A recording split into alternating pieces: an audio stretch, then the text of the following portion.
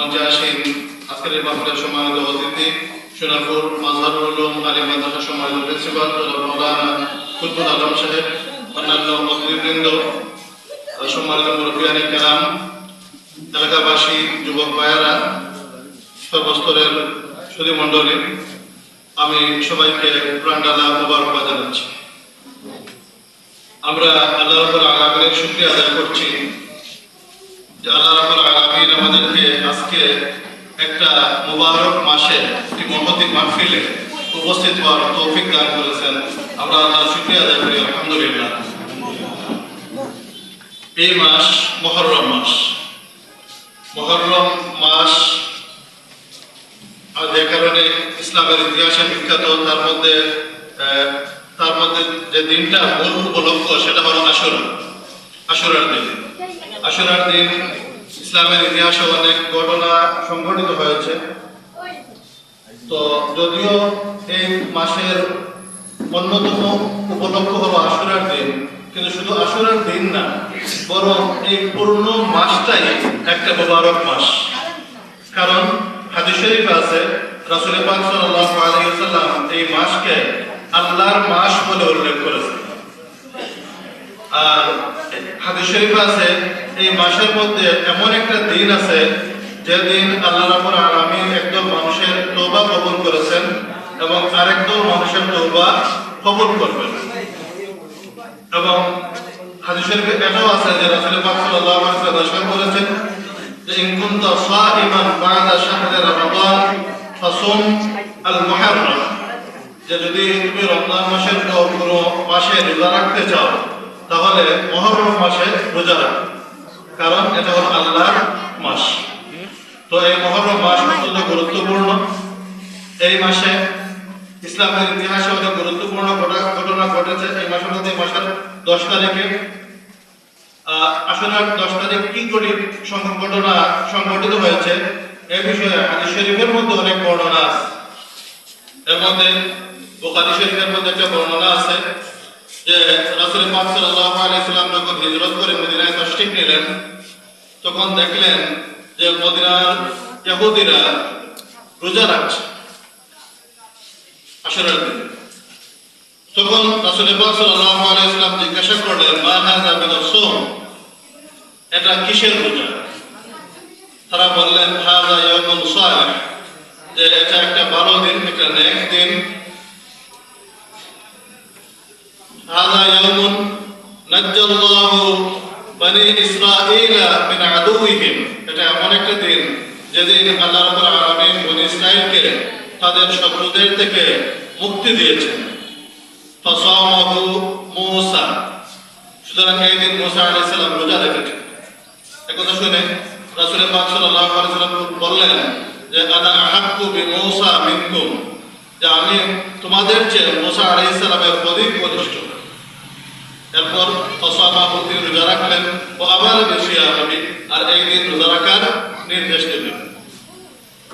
অন্য হাদিসে আছে যে এই হাদিস মুসনাদে আহমদের মধ্যে আছে, রাসূল পাক সাল্লাল্লাহু আলাইহি ওয়াসাল্লাম মদিনায় হিজরতের পর আশুরার দিন ইহুদিদের একদল লোকের পাশ দিয়ে অতিক্রম করলেন যারা ওই দিন রোজা রেখেছে। তখন রাসূল পাক সাল্লাল্লাহু আলাইহি ওয়াসাল্লাম জিজ্ঞাসা করলেন, মা হাযা মিনাস সাওম, যে এটা কিসের রোজা? তখন তারা বলল যে হাযাল ইয়াউম আল্লাযী নাজ্জাল্লাহু ফীহি মূসা ওয়া বনি ইসরাঈলা মিনাল গারক, যেটা এমন এক দিন যেদিন আল্লাহ রাব্বুল আলামিন মূসা আলাইহিস সালাম এবং বনি ইসরাঈলকে পানিতে ডুবা থেকে রক্ষা করেছেন। ও গাররাকা ফীহি ফিরআউন, আর এই দিনে ফিরআউনকে ডুবে মারিয়েছেন। আরেকটা কারণ ওয়াস্তাওয়াত ফীহি সাফিনাতু আলাল জুদি, আর এই দিন হযরত নূহ আলাইহিস সালামের নৌকা জুদি পাহাড়ে গিয়ে ভিড়েছে। ফাসামাহু নূহ ওয়া মূসা শুকরান লিল্লাহি তাআলা, সুতরাং নূহ এবং মূসা আলাইহিস সালাম এই দিন আল্লাহর শুকরিয়া আদায়ের জন্য রোজা রেখেছেন। তখন রাসূল পাক সাল্লাল্লাহু আলাইহি ওয়াসাল্লাম বললেন যে আনা আহাক্কু বিমূসা ওয়া আহাক্কু বিসাওমি হাযাল ইয়াউম, যে আমি মূসা আলাইহিস সালামের অধিক ঘনিষ্ঠ আর এই দিনের রোজা রাখারও বেশি হকদার। তখন রাসূল পাক সাল্লাল্লাহু আলাইহি ওয়াসাল্লাম সাহাবায়ে কেরামকে এই দিন রোজা রাখার নির্দেশ দিলেন। আর আমি আগে বলেছি যে তিরমিজি শরীফের মধ্যে একটা বর্ণনা আছে, যে বর্ণনার মধ্যে আছে যে এই দিনে আল্লাহ রাব্বুল আলামিন একদল মানুষের তওবা কবুল করেছেন এবং আরেক দল মানুষের তওবা কবুল করবেন। ফিহি ইয়াউমুন তাবাল্লাহু আলা কওমিন ওয়া ইয়াতুবু আলা কওমিন আখারিন, যে এই দিন আল্লাহ রাব্বুল আলামিন একদল মানুষের তওবা কবুল করেছেন এবং অপর আরেক দল মানুষের তওবা কবুল করবেন। অন্য হাদিসে আছে উবাইদ ইবনে উমাইর থেকে বর্ণিত, ইবনে রজব হাম্বলি রাহমাতুল্লাহি আলাইহি তার লাতাইফুল মাআরিফ গ্রন্থের মধ্যে বর্ণনা উল্লেখ করেছেন যে তিনি বলেছেন যে ফিহি তিবা আলা আদম, এই দিন আদম আলাইহিস সালামের তওবা কবুল হয়েছে। তো হাদিস শরীফে আমরা একটি বর্ণনা পেলাম যে এই দিন আদম আলাইহিস সালামের তওবা কবুল হয়েছে, এই দিন আল্লাহ রাব্বুল আলামিন একজন মানুষের তওবা কবুল করেছেন, আরেকজন মানুষের তওবা কবুল করবেন। এই দিন হযরত মূসা আলাইহিস সালাম ফেরাউনের কবল থেকে রক্ষা পেয়েছেন, আল্লাহ রাব্বুল আলামিন বনি ইসরাইল এবং মূসা আলাইহিস সালামকে রক্ষা দিয়েছেন আর ফেরাউনকে ডুবিয়ে মেরেছেন। আর এই দিন মহাপ্লাবনের পর নূহ আলাইহিস সালামের নৌকা যদি পাহাড়ে গিয়ে ভিড়েছে। তো এই দিন অত্যন্ত মুবারক দিন।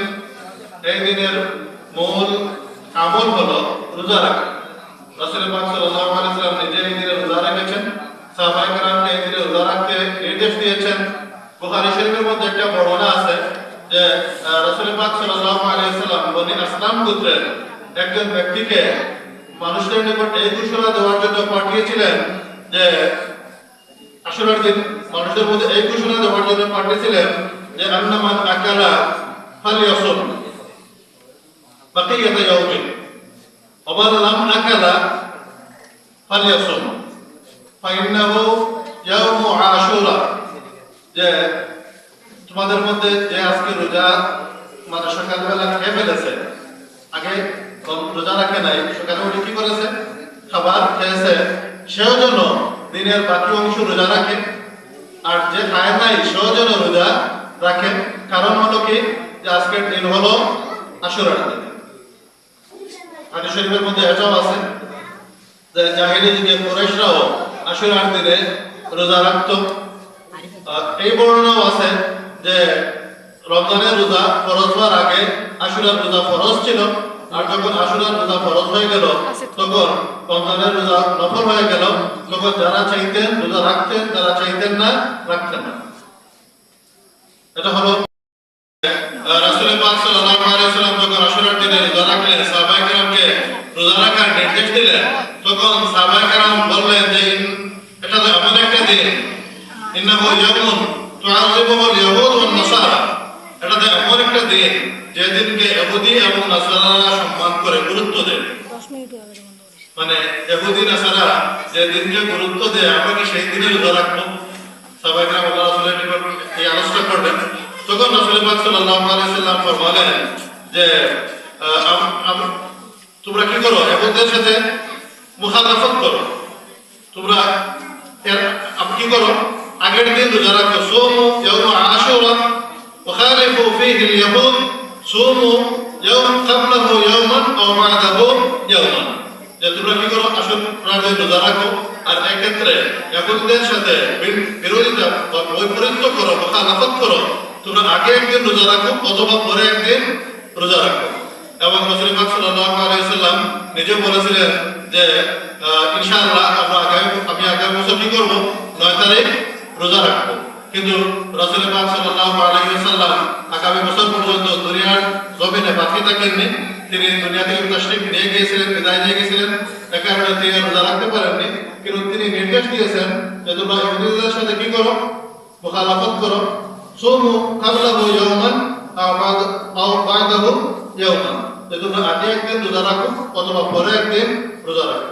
সুতরাং আশুরার যখন আমরা রোজা রাখবো, রোজার ক্ষেত্রে আমরা 10 মুহররমের রোজার ক্ষেত্রে আগে একদিন রোজা রাখবো 9 তারিখ, অথবা পরে একদিন রোজা রাখবো 11 তারিখ, অর্থাৎ 9 এবং 10 রোজা রাখবো অথবা 10 এবং 11। তবে উত্তম হলো 9 এবং 10 তারিখ রোজা রাখা। আসরের দিনের